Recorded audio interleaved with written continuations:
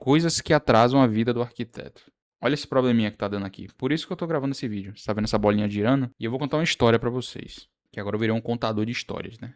Sobre a minha vida e sobre a minha profissão. Desde que eu me formei, eu sempre dei muito valor à minha profissão, né? Ao que eu faço. Eu sempre quis me enquadrar num bom profissional. Porque eu acho que o bom profissional é o início para você começar a ganhar dinheiro, né? Convenhamos. Se você não se destacar como profissional, você vai ter resultados rasos. Você concorda comigo? Que se você não se profissionalizar de verdade, se você não se tornar uma pessoa que busca, né, a sua melhora, que busca o seu conhecimento, busca realizar trabalhos assim, busca a melhorar a sua comunicação, o seu marketing, você acaba ficando para trás, galera, porque hoje o mercado ele tá muito aberto, né? Então, existem vários profissionais formados, existem muitos profissionais aí que têm anos de formados e que pegam serviço a rodo. Eu costumava antigamente, há um tempo atrás, quando eu não tinha tanto serviço, culpar o mercado, culpar o cliente não queria pagar e tal. Parei de transferir essa responsabilidade para o cliente e comecei a assumir toda a responsabilidade sobre tudo, todos os meus resultados. E aí você descobre que o grande vilão da nossa vida somos nós mesmos. Vocês concordam comigo? Ou tô errado, tô falando merda? Se estiver falando merda, pode deixar aí no comentário, que eu vou escutar e vou até te responder. Mas vamos lá. E desde a época da faculdade, eu sempre entendi que esses programas de arquitetura aqui, que a gente desenvolve os projetos, precisam de máquina, né? Por quê? Porque hoje os programas de arquitetura, os programas eles extraem o máximo ali do processador, da placa de vídeo, da memória. Então, se você tem um computador ruim, você não consegue fazer grandes trabalhos, você fica meio que limitado, né? Isso é o que a grande maioria, a grande massa, eles acabam não investindo em maquinário e isso acaba atrasando muito o lado da pessoa. Uma boa máquina adianta muito. Tá? Ele acelera muito a sua produção. E hoje eu enxergo hoje o mercado de uma forma que você não está ganhando muito em um serviço exclusivo. Você cobrar 30 mil hoje, 40 mil, 50 mil num projeto, eu diria que é para grandes arquitetos que tem muito nome já e tal. Os caras realmente eles devem conseguir cobrar isso pelo fato da assinatura. Mas se você tem aí seus 5 anos de formado, se você é um autônomo, um profissional liberal, se você tem seu escritório, você acabou de começar, dificilmente, cara, você vai cobrar isso. Muito difícil. Por que eu entrei nesse assunto? Eu sempre utilizei notebook. Olha esse probleminha que tá dando aqui. Por isso que eu tô gravando esse vídeo. Você tá vendo essa bolinha girando? Então, a gente precisava de uma boa máquina para poder performar bem nos programas, tá? E hoje ainda é assim. Não tem como você abrir mão disso. E é agora que eu vou entrar nessa história. Desde que eu saí da faculdade, eu sempre comprei notebook, né? Porque eu gostava daquele negócio da portabilidade e tudo. E aí eu sempre investi em notebook gamer. Então, o primeiro notebook com placa de vídeo que eu tive foi um da Lenovo. Depois eu fui para um Avel. E depois eu fui para um Predator, né? Da Acer. Que eram computadores assim, bons. Muito bons. Mas eles não eram o topo de linha. Eram computadores bons, conseguia fazer muito trabalho bacana, mas eu sempre senti um pouco de engasgo nessas máquinas. E meu irmão, ele tinha uma CPU, né? Ele tem uma CPU. E ele sempre teve computador e tal. E, pô, você montava uma torre, um computador com um valor mais barato do que um notebook. E esse computador, ele te entregava mais performance. Você conseguia desenvolver trabalhos assim, com mais polígonos ali, com mais textura, trabalhos maiores, né, eu diria. Quanto maior é o trabalho, quanto maior é a sua cena, né, maior é o volume ali de blocos que você insere e tudo, mais pesado vai ficando o seu projeto. E quanto mais pesado vai ficando o seu projeto, dependendo do que você faz, o programa ele literalmente ele começa a travar, porque ele dá a informação de que o produto ele não tem memória suficiente para suportar aquilo, então ele começa a travar, ele começa a engasgar. E é isso que muita gente deve passar, eu acredito que muita gente deve passar. Porque se você tem um programa como o SketchUp, que é um programa relativamente simples, como esse aqui que eu estou fazendo, mas aí você começa a inserir bloco de sofá, bloco de tapete, bloco de luminárias, começa a botar textura, tudo, aí o programa ele começa a ficar pesado, tá? E a única solução de você conseguir trabalhar de uma forma rápida, né? Já que a gente está num mercado onde, já que você não consegue cobrar muito num projeto como era antigamente, ou como faz os grandes escritórios, você pode ganhar no volume, certo? Então, se você fecha aí sei lá, 4 projetos de 5.000 hoje, e você consegue entregar todos eles em um período de um mês, você consegue fazer seus 20.000 no mês. Concorda comigo? Mas se você tem uma máquina ruim, você vai entregar um projeto por mês, então você acaba ficando limitado ali, talvez nos 5, talvez nos 3. Então, um dos maiores vilões, eu acredito que seja a máquina que você utiliza. Então, assim, se você ganha dinheiro com esse mercado, se você faz dinheiro com arquitetura, galera, investe numa boa máquina, cara.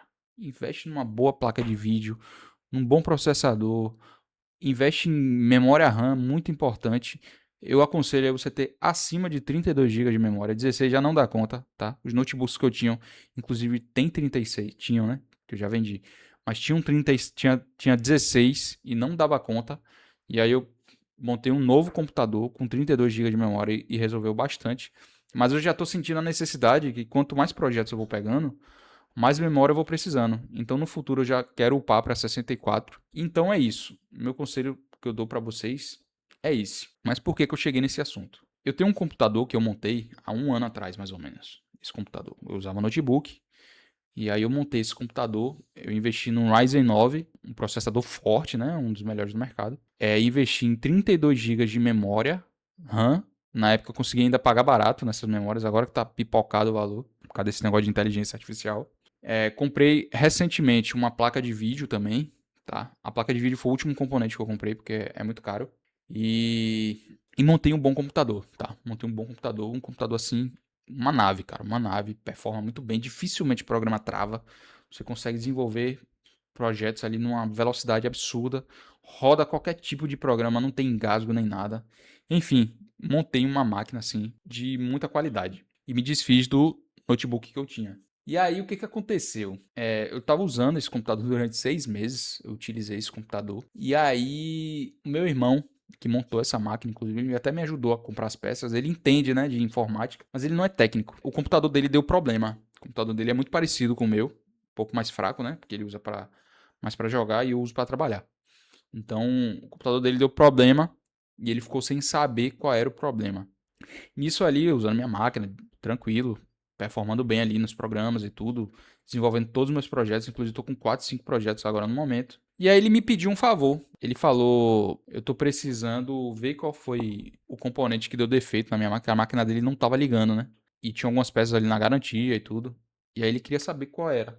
E aí o que ele fez? Ele me pediu para testar o meu processador e a memória RAM na placa dele para ver se ligava, né, o computador.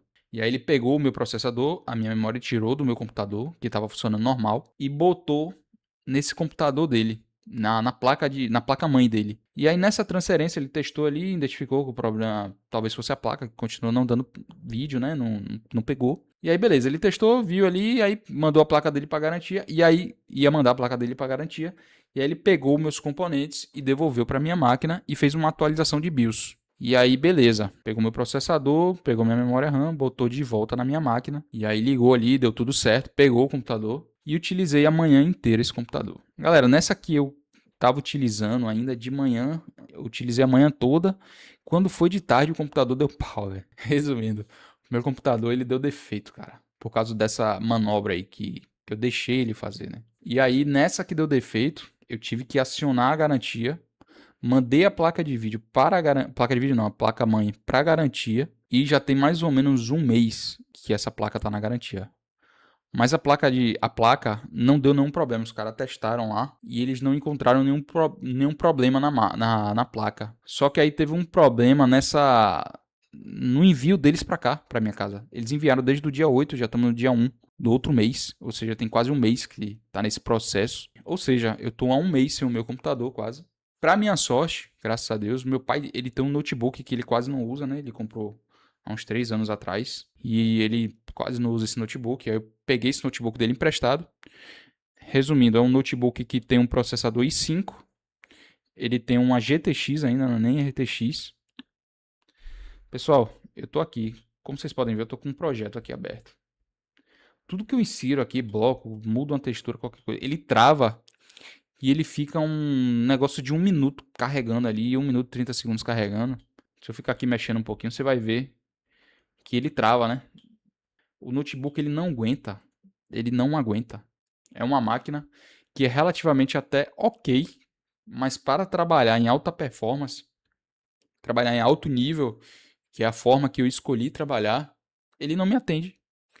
Então, a dica que eu dou para vocês são duas, na verdade. Eu levei ontem esse computador no técnico e o técnico me falou, sabe aquele ditado que diz que em time que tá ganhando não se mexe? Ele falou que não era para ter mexido, né? Que é muito comum quando você faz essa troca de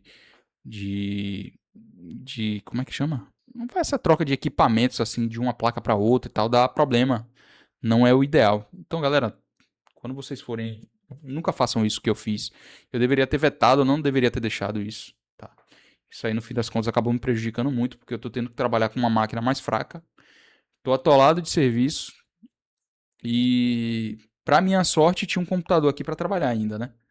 Tinha um computador que, pô, tá quebrando um galho, tá dando para trabalhar assim com as limitações. Não é a mesma coisa do que a minha máquina. Eu, por exemplo, essa máquina que eu não renderizo, eu não consigo renderizar. Então hoje eu estou utilizando a inteligência artificial para fazer isso. Então, mais uma dica aí para vocês. Estudem bastante sobre essas novas tendências, né? A inteligência artificial hoje é uma realidade, é algo que você precisa sim estudar. Eu acho que o foco mesmo desse vídeo é incentivar você a investir em equipamento. Arquiteto que não tem equipamento bom, cara, fica realmente limitado.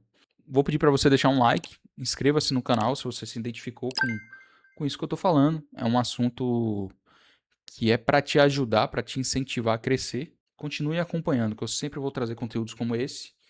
E também vou trazer alguns tutoriais de ferramentas, coisas que eu utilizo no meu dia a dia e que eu tenho certeza que pode te ajudar. Beleza? Galera, vou ficar por aqui, tamo junto. Não se esqueça de comentar.